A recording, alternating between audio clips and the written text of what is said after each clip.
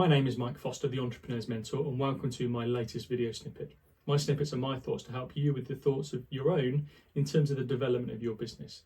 And this snippet is entitled The Number One. I was reflecting back on a blog that I wrote a couple of years ago, and I thought I would share this for this latest snippet. Of course, as a numbers man, with history in numbers, I'm really interested in the numbers in your business. Not just those black and white numbers that make up the financial accounts of a business, but more the numbers that contribute to the key success drivers of that business. However, the number one is always a number that I monitor with interest when speaking to my clients, because it potentially has a serious risk if the number one just keeps showing up. It can be dangerous for a number of entrepreneurs, and it can be a purpose for many business failures if we just have one. I'd like to give you a couple of case studies. A couple of case studies when I used to work in business banking. The first one was a customer that basically just relied on one member of staff and actually promoted that member of staff to take the business over from them. That person done a fantastic job in terms of leveraging the business, improving the business operations and driving the business. However, they never documented anything. They never shared any detail with the owner.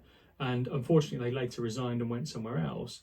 And the business owner was never able to step back into their business effectively or as quickly as they'd like to run the operations in the same detail. We also get concerned about having our eggs in one basket, don't we? And that's a key number one that would be worried about. And to give you an example of that, again from my business banking days, is I knew a farmer. He supplied pork pies to a well-known supermarket chain and clothing brand, and it was 40% of his turnover was supplying pork pies to them. After a period of time, they wanted more. He felt, well, it's a big name, I'd like to work with them a bit more.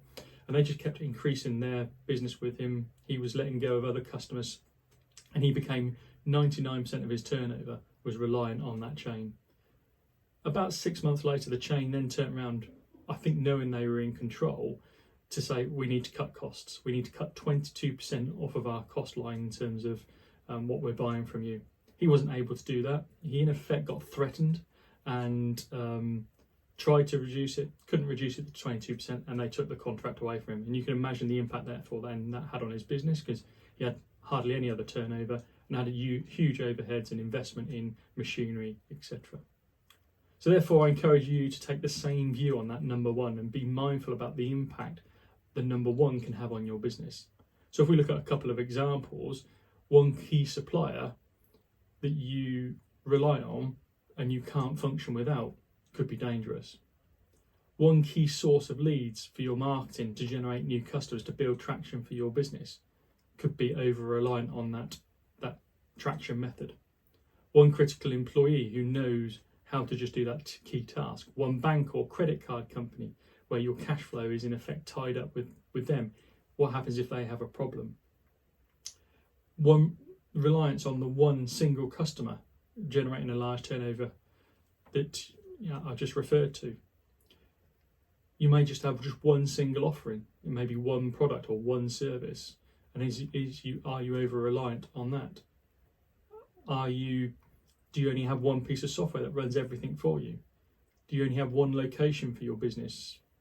Do you only have one person making critical decisions?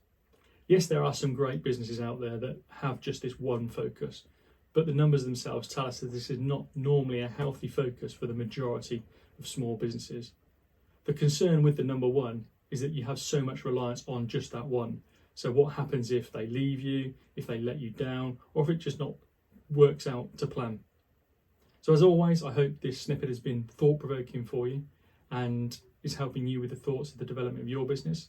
Please subscribe to my YouTube channel and you'll be advised next time I release my next video.